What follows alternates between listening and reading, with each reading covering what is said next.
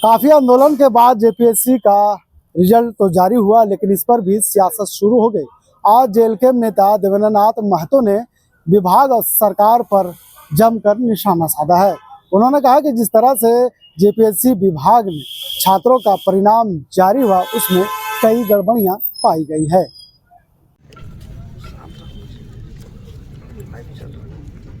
निकल गया का करें सब कहाँ गया स्वाद भैया चल फलक ठीक देख ले भाई। सर्वप्रथम आप तमाम मीडिया बंधु को बहुत बहुत आभार और धन्यवाद। और आज का सामूहिक प्रेस कॉन्फ्रेंस का उद्देश्य है जेपीएससी द्वारा जारी 11वीं से 13वीं सिविल सेवा परीक्षाफल में हुई त्रुटि को लेकर के संपूर्ण झारखंड प्रदेश से जो शिकायतें हमारे पास आई, उसके बाद हम लोग ने उसका गहन रिसर्च किया, अध्ययन किया और तब जाकर के पाया कि जेपीएससी हमेशा की तरह जो रिकॉर्ड तोड़ नए नए तरीके से गड़बड़ी करती है, फिर से ये 11वीं से 13वीं जेपीएससी में भी अपने ही नियम का उल्लंघन करते हुए, विज्ञापन का नियम का उल्लंघन करते हुए, गजट का नियम का उल्लंघन करते हुए, साथ ही साथ the Jharkhand combined civil service examination rule 2023 के नियम का उल्लंघन करते हुए, और साथ ही साथ सबसे बड़ी बात संविधान के अनुच्छेद 15 और 16 में प्रावधान आरक्षण के नियम का अवहेलना करते हुए जेपीएससी मनमानी तरीके से 11वीं 13वीं सिविल सेवा परीक्षा परिणाम को जारी किया है। तो आज के प्रेस कॉन्फ्रेंस के माध्यम से हम सरकार को और आयोग को अवगत कराना चाहते हैं कि हर बार की तरह सेटिंग गेटिंग करके अपने ही दमादों को, भाई भैयादों को, भतीजा भगनों को अंदर करने का सिलसिला को बंद किया जाए। जमाना बदल चुका है, अब हम लोग आ गए हैं, डिजिटल ज़माना आ गया है, ईडी का ज़माना आ गया है। अब वो ज़माना चला गया पहली दूसरी जेपीएससी की तरह कि सीबीआई जांच के द्वारा चार्जशीट फाइल होने के बावजूद जमानत पर यहाँ के अधिकारी पदाधिकारी कार्य में हैं। वो ज़माना चला गया, अब ज़माना बदल चुका है। जैसा कि आप लोग जानते हैं, विज्ञापन संख्या 1/2024 का पीटी परीक्षा के 11 महीना के बाद लंबी संघर्ष के परिणाम स्वरूप आंदोलन के बाद 20 मई 2025 को मुख्य परीक्षा परिणाम प्रकाशन हुआ। हम लोग ने मांगा था रिजल्ट प्रकाशन को लेकर के, लेकिन हम लोग ने कभी ये नहीं कहा है कि चोरी रिजल्ट जारी करिए। रिजल्ट चौंकाने वाला हम बताना चाहेंगे, मेंस मुख्य परीक्षा का जो रिजल्ट है, इस रिजल्ट को अगर पलटिएगा तो देखिएगा कि लग रहा है कि ये मेंस रिजल्ट ये है, पीटी रिजल्ट ये है। दोनों का हम नियम बताएंगे, दोनों का हम रिजल्ट प्रकाशन भी आयोग का आधिकारिक रूप से जो नोटिस जारी किया गया है हम उसका बताएंगे। पहले हम मेंस रिजल्ट दिखाते हैं। मेंस रिजल्ट देखिएगा तो मैट्रिक इंटर की तरह लगातार रोल नंबर है, रोल नंबर अंतिम हो गया, रिजल्ट खत्म हो गया। किसका क्या मार्क्स है, किस कैटेगरी का कितना कट ऑफ गया है, किस कैटेगरी से कितना सिलेक्शन हुआ है, सब कुछ अंधकार में रखा हुआ है। कोई पारदर्शिता नहीं, किसको समझ में नहीं आ रहा है। सिलेक्शन हुआ है उसको भी समझ में नहीं आ रहा है कि मेरा रैंक क्या है। फेल हुआ है उसको समझ में नहीं आ रहा है कि हम कितना मार्क्स से फेल हुए हैं। अगर हम बात करें पीटी रिजल्ट का, तो पीटी रिजल्ट के बाद रिजल्ट के साथ ही जब अंतिम पेज में देखिएगा तो इसका कट ऑफ जारी है। चाहे आप वर्टिकल रिजर्वेशन की बात करें या हॉरिजॉन्टल रिजर्वेशन की बात करें, अनरिजर्व का कट ऑफ है BC1 का, BC2 का, SC का, ST का, EWS का। इसके अलावा जो हॉरिजॉन्टल रिजर्वेशन, जो प्रिमिटिव ट्राइब का, स्पोर्ट का, PWD ब्लाइंड का, डियर डम का, लोकोमोटिव का, हर तरीके का जितने भी रिजर्वेशन का विज्ञापन में प्रावधान है, ये पीटी में पालन किया गया था। वहाँ पे कोई प्रकार का विवाद नहीं था, सब सही था। लेकिन 11 महीना तक रिजल्ट छुपाने के बाद जो रिजल्ट प्रकाशन हुआ, इसमें कहीं कटअप नहीं, मार्क्स नहीं, रिजर्वेशन का पालन नहीं। हम बात करते हैं, देखिए इसी विज्ञापन का 1/2024 का विज्ञापन का जो रूल्स है, जो मेंस का रूल्स है, मेंस का रूल्स का नियम, ये नियम जो कहता है, ये नियम क्या है? नियम साफ साफ कह रहा है। देखिए आप लोग कैमरामैन से मेरा निवेदन होगा कि आप थोड़ा सा जूम करके दिखाएंगे। ये साफ साफ कह रहा है कि मेंस एग्जामिनेशन का रिजल्ट के समय candidate will be arranged by the commission in order of merit.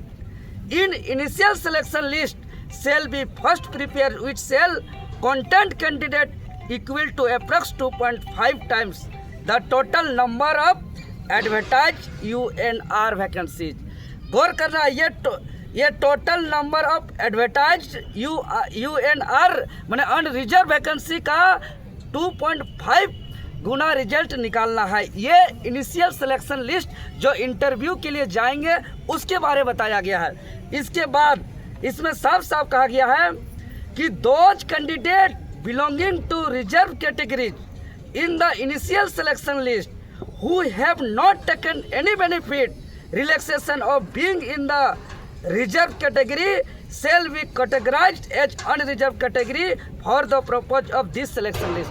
जो किसी प्रकार का बेनिफिट नहीं लिया है रिलैक्सेशन का और एज का या कोई प्रकार का जो आरक्षण का सुविधा नहीं लिया है उसको अनरिजर्व कैटेगरी में इनिशियल जो लिस्ट जारी होगा इनिशियल लिस्ट जो बनेगा इंटरव्यू के लिए और वैसे कैटेगरी जो अनरिजर्व के बराबर कैटेगरी लाएंगे चाहे वो ST हो SC हो OBC हो BC1 हो BC2 हो या PWD का कोई भी कैटेगरी हो अगर उसका मार्क्स अनरिजर्व के बराबर आता है अगर वो किसी प्रकार का बेनिफिट नहीं लाया है तो उसका result unreserve selection list initial selection list में होगा। ये स्पष्ट रूप से लिखा हुआ है। इसके बाद जो सेकेंड लिस्ट जो जारी होगा कैटेगरी के लिए उस पर नियम पे लिखा हुआ है reserve category candidates selected against reserve category seat have to be equal to approximately 2.5 times.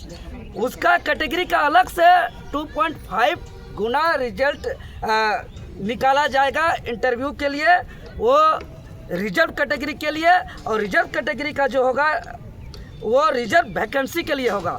मतलब जो ST SC OBC जो ज़्यादा नंबर लाए हैं वो जो अनरिजर्व में उसका नंबर है तो उसको ST SC OBC में काउंट नहीं किया जाएगा और इसका अलग से दूसरा लिस्ट अलग से कैटेगरी वाइज बनाया जाएगा। अब बताइए कैटेगरी वाइज कट ऑफ जारी नहीं किया गया है, कैटेगरी वाइज रिजल्ट जारी नहीं किया गया है। ये आयोग किसको उल्लू बना रहा है, ये आयोग किसको बेवकूफ़ बना रहा है। इसीलिए हम यही कहेंगे ये रूल जो आपको हम दिखाए विज्ञापन का रूल यही रूल आपका देखिए झारखंड गजट का भी रूल है और सेम चीज़ लिखा हुआ है आपका रूल्स जो मेंस का रूल्स है जो 19 का पैराग्राफ 2 में सेम चीज़ लिखा हुआ है। तो हम यही कहेंगे कि जो सेटर हमेशा की तरह 30 लाख 40 लाख ले करके यहाँ के ब्यूरोक्रेट्स में जाना चाहते हैं BDO CO बनना चाहते हैं वो इस सोच का अमली जामा पहनाना छोड़ दे। ज़माना बदल चुका है। इस तरीके का मनमानी हम लोग किसी भी हाल में होने नहीं देंगे। इसीलिए तत्काल JPSC आयोग कट ऑफ जारी करे, सबका मार्क्स जारी करे और साथ ही साथ कैटेगरी वाइज रिजल्ट जारी करे ST SC OBC और साथ ही साथ जो हॉरिजेंटल कैटेगरी का सीट है जो हमेशा बोला जाता है कि हम दे रहे हैं और उसको हमेशा की तरह इस बार भी उस सीट को बर्बाद किया जा रहा है। जो हमारा हॉरिजेंटल रिजर्वेशन का जो 2.5 गुना सीट का होगा जो 13 सीट के आसपास है 30 से 33 सीट इस बार होना चाहिए जो बिल्कुल नहीं है। और लंबी लड़ाई के बाद पिछली बार जो हाईकोर्ट से 10 साल लड़ने के बाद जो हाईकोर्ट से एक फैसला आया है वो फैसला हम आप लोग को कैमरा के समक्ष दिखाना चाहेंगे।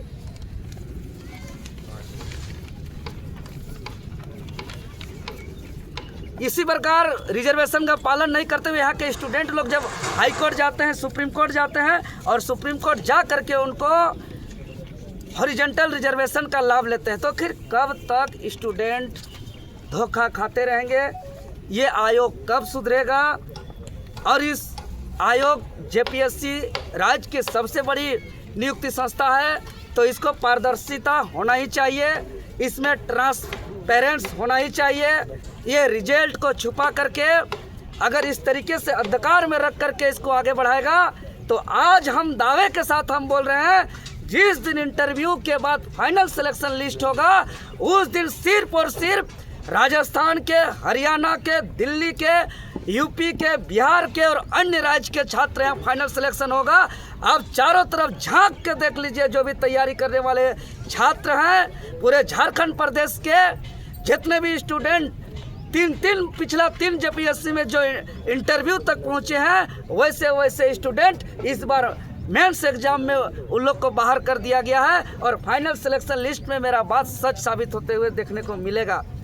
तो हम आयोग और सरकार को चेतावनी देते हैं कि उसको सुधार किया जाए, और अगर सुधार नहीं किया जाता है तो हम लोग रणनीति तैयार करके हम लोग बहुत बड़ा आंदोलन का घोषणा करने वाले हैं। और इसको लेकर के हम लोग महामहिम राज्यपाल जी के पास जाएंगे, आयोग के पास जाएंगे, झारखंड सरकार के पास जाएंगे, और अन्यथा हम लोग का फिर से आंदोलन होगा।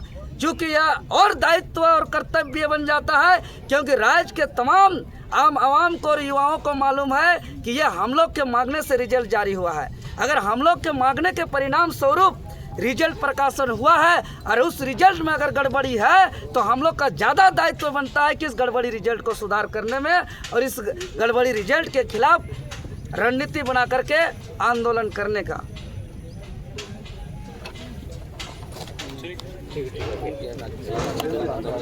अरे वो अभी के बात